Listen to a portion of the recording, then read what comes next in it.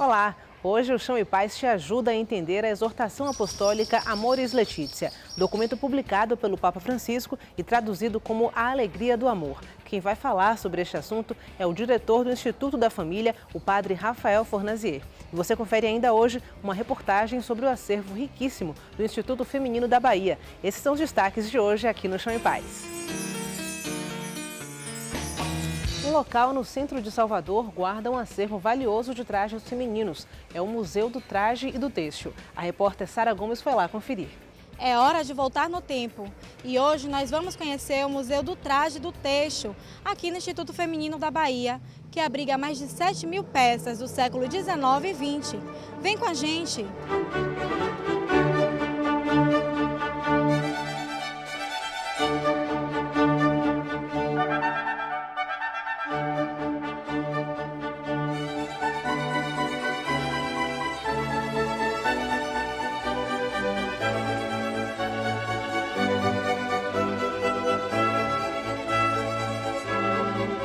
Localizado no centro da cidade de Salvador, o Instituto Feminino da Bahia tem a sua história entrelaçada com a própria história da capital baiana. Construída em 1933, a casa possui uma arquitetura neocolonial, característica dos anos 30. Sua fundadora, Henriqueta Catarino, era uma educadora e feminista que nasceu em 1886 em Feira de Santana.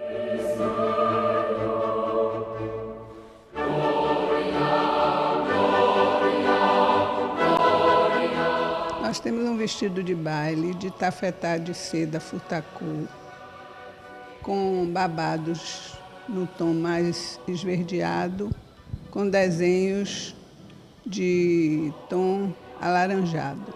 Pertenceu à Dona Conceição de Pinho e foi adquirido num bazar beneficente da Ordem Terceira da Piedade por Dona Henriqueta Martins Catarino. Ao lado nós temos outro vestido também, já com uma pequena cauda de tafetá lavrado, com a manga gigô e peitilho de renda valenciane, que pertenceu a Dona Mariana Magalhães, que também foi adquirido por Dona Henriqueta nesse mesmo bazar.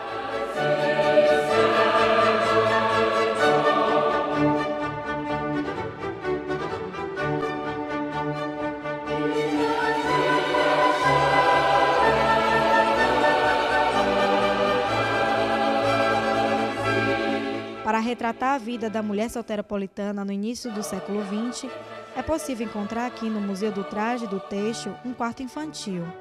Naquele período, as mulheres se dedicavam exclusivamente à casa e à família. Aqui, a gente pode ver a representação da mãe que embala o berço do filho, e do outro lado, a mãe brincando com a filha.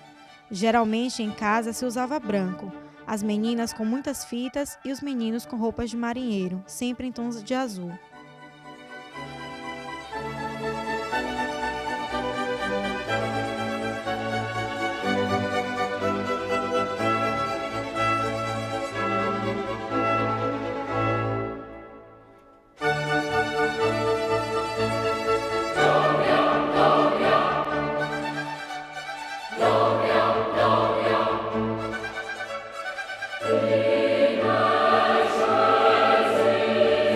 Aqui nós temos um vestido de noiva da época de 1890, mais ou menos, que pertenceu a Dona Alícia Junqueira Ares, que é de filó bordado com o véu de renda. E dois manequins com trajes da época para uma cerimônia de casamento, né? Saias de cetim ou crepe e Spencer também de tafetá com crepe estampado, que eram roupas adequadas para ir a um casamento.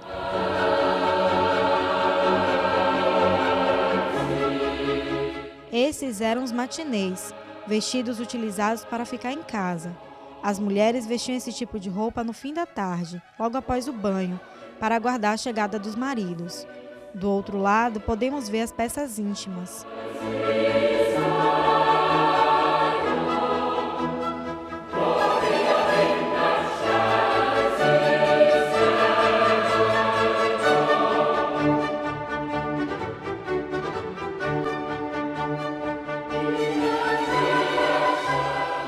que riqueza! Aqui está o vestido utilizado pela princesa Isabel na assinatura da Lei Áurea e também no juramento como regente do Brasil em 1871. O vestido foi doado a Henriqueta Catarino por Dom João Orleans de Bragança, no dia 5 de março de 1953.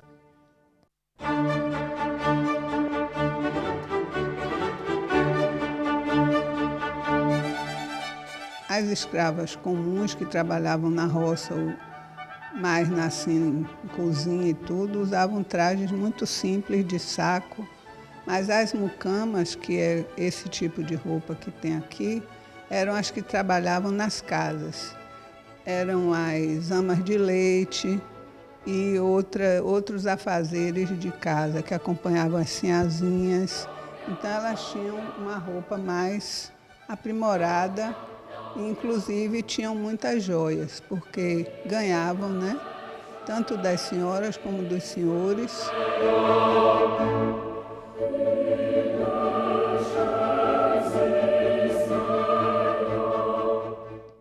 Uma curiosidade, as roupas utilizadas pelas mulheres sofreram uma grande modificação a partir de 1900. Em 1910, o estilista Paul Porret criou um modelo mais soltinho, transformando a moda e livrando as mulheres dos espartilhos. Ele foi um costureiro que se insurgiu contra o espartilho. Antes da Primeira Grande Guerra, ele modificou a silhueta da mulher para um estilo mais despojado, mais livre do que ela vinha usando antes. E aí nós temos esse exemplar de cetim e renda. Depois, em 1960, já temos Dior e Balmain. E ali nós temos uma capa de Louis Ferraud, uma capa de veludo de Louis Ferraud. Quer dizer, são os 4 grandes costureiros que nós temos aqui um exemplar. Os vestidos da década de 50 também estão expostos no Museu do Traje e do Têxtil. Uma estola, sapatos e chapéus que foram usados depois da Segunda Guerra, né? 1945 era essa moda. As roupas são sempre marcantes e nos fazem enxergar costumes da sociedade em determinadas épocas, e com isso nos permitem mergulhar na história.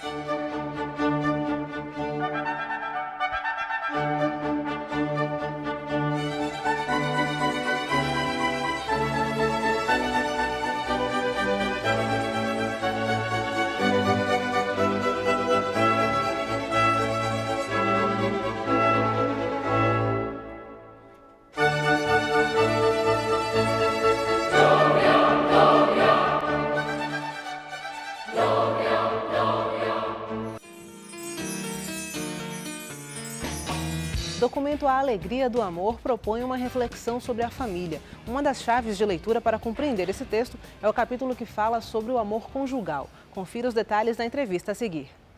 Olá, que bom estar com você mais uma vez no programa Chão e Paz, exibido pela TV Baiana e também em nossa web TV, no portal da Arquidiocese, que é arquidiocesesalvador.org.br. O tema de hoje é um tema caro, um tema fantástico, maravilhoso para a igreja, que é a família. E para esse bate-papo, convidamos o padre Rafael Fornazier, que é diretor do Instituto da Família, que tem sede aqui em Salvador. Seja bem-vindo, padre, que bom estar com você para refletir sobre um tema tão importante para a vida da igreja. Olá, Patrícia, obrigado por estar aqui com vocês nessa edição do programa Chão e Paz. É uma alegria muito grande e nós queremos contribuir com esse momento de reflexão, de aprofundamento. Padre Rafael tem um currículo muito interessante, né, no estudo e na pesquisa sobre família. Fala um pouquinho então, padre, sobre o senhor, de onde o senhor vem, né, a sua atuação também aqui na Arquidiocese. Então, Patrícia, eu sou natural do estado do Rio, da Arquidiocese de Niterói, membro da comunidade de Emanuel.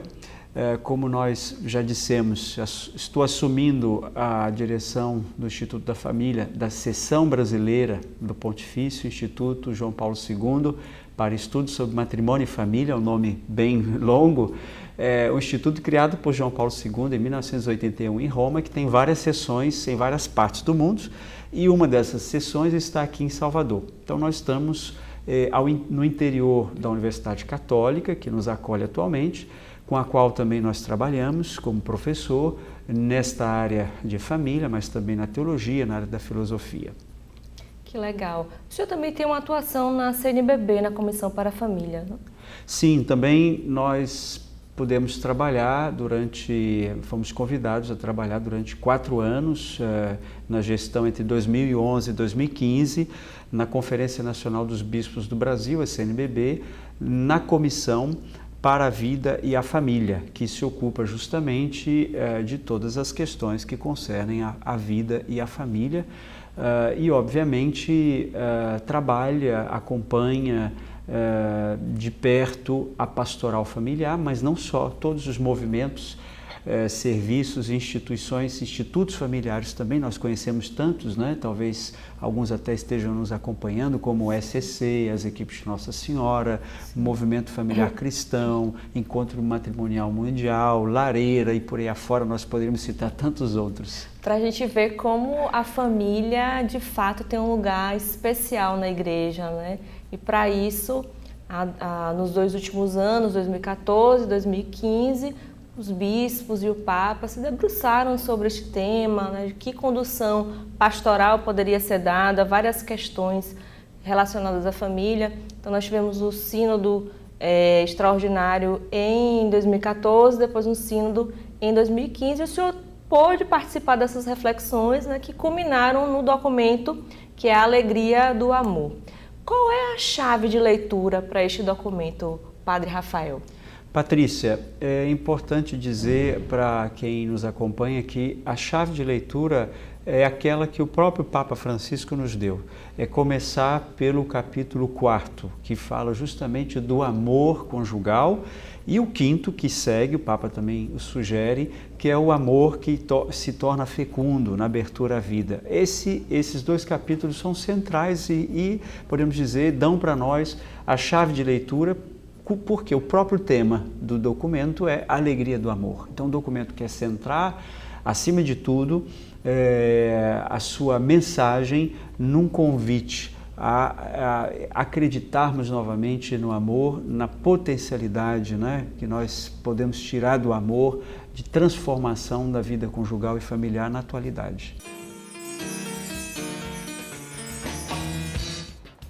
A principal orientação do documento A Alegria do Amor é o acolhimento das famílias e, para isso, é necessário haver conversão. E o interessante para a gente também refletir é que muitas temáticas foram abordadas pela grande mídia e todo mundo fala várias coisas, né? Com relação social, não, a abertura para a inclusão de casais em segunda união, de que forma isso pode acontecer, também as uniões homoafetivas, de que forma a igreja vai cuidar pastoralmente disso. Até que ponto a gente pode fazer uma leitura do que sai, né, e aquilo que está contemplado no documento? Sim. O documento, na verdade, ele insiste muito numa questão, no tema do acompanhamento. Ou seja, é importante nós estarmos próximos das pessoas, tentar acolher as pessoas o máximo que pudermos. Obviamente que o documento mantém a doutrina da igreja, o Papa não mudou nada, por exemplo, são 2 questões distintas, a questão de casais em segunda união ou divorciados recasados, né? E em relação a uma união homoafetiva. O Papa mantém a doutrina da igreja em relação digamos assim, o fato do não reconhecimento de uma união homoafetiva, mas afirma a necessidade de estarmos abertos a acolhermos essas pessoas e acompanhá-las, não é? De um modo ou de outro, ver como é que a gente pode acompanhar, sem, no entanto, legitimar esta união.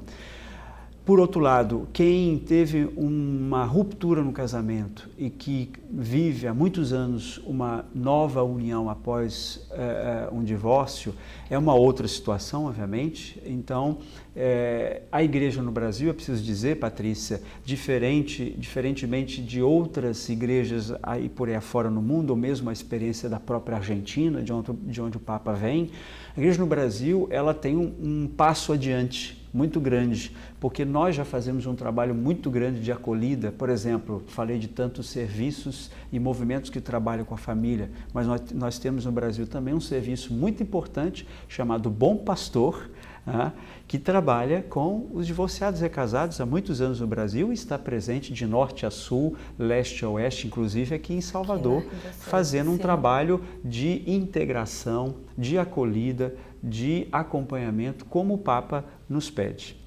Então, a ideia é que todas as pessoas possam, né, a depender do seu estado de vida, que elas sejam acolhidas nas comunidades. Sim. Então, essa é a orientação do documento A Alegria do Amor. Exatamente, uma orientação que vai no sentido também que cada um faça também um caminho de crescimento, de conversão, de passos de mudança de vida. Quando nós falamos do acolhimento, a igreja sempre mostrou que há também uma necessidade de transformação, não é? Nós todos precisamos de transformação e mudança, então não se trata só de dizer assim, é assim, pronto, acabou, mas há uma proposta de um caminho. Olha, vamos fazer um caminho, vamos ver o que precisa ser esclarecido, o que precisa ser mudado, conversão, né? Para algumas situações, como eu coloquei, é preciso repensar, talvez, a situação. Para outras, quais seriam os pontos a serem mudados? O interessante também, padre, que isso que se tornou o documento não é algo que saiu da cabeça dos bispos nem do Papa. Houve todo um processo de escuta, né, de consulta, e esse caminho feito através de um questionário que foi enviado às dioceses. Talvez quem está nos acompanhando pela TV Baiana, pela Web TV, não tenha noção de como foi a construção desses dois sínodos, né, que é raro acontecer, também um tema a ser refletido em dois grandes momentos, né? Então, conte pra gente um pouquinho desses bastidores e como foi a construção desse documento. Então, Patrícia, já na preparação do primeiro sínodo extraordinário, como você disse, que foi em 2014, nós começamos a preparar, quando eu digo toda a igreja no mundo, e quando eu digo toda a igreja, é bom lembrar também, quem nos assiste, não se trata só dos bispos, padres, mas muitos leigos, muitos casais, pessoas também em diversas situações também, não é, que nós colocamos aqui. Houve uma consulta que começou fins de 2013. Então, nós fizemos um caminho de quase 3 anos, na verdade, praticamente 3 anos. Um grande questionário espalhado no mundo todo, que foi visto até pela grande mídia como um grande raio-x da situação familiar. Então, esse questionário foi muito bem acolhido e teve uma repercussão muito grande em todas as igrejas a nível mundial, e no Brasil a gente teve como comparar com outras consultas que nós já fazíamos para os sínodos e vimos que o retorno foi muito maior do que para qualquer sínodo. Não é como o anterior, que foi o sínodo sobre a nova evangelização, também teve uma consulta, mas a consulta sobre a família teve maior repercussão. Então, é muito interessante perceber isso, que de fato os bispos colheram toda a reação, tudo aquilo que veio da vida cotidiana e que eles já apalpavam, podemos dizer assim, porque vão também ecoar aquilo que se vive ali. Agora, só para concluir, nesse ponto é interessante notar o quanto que se insistiu nos questionários sobre o desejo de família no coração dos jovens, que há um desejo, apesar de todas as crises, há um desejo de família.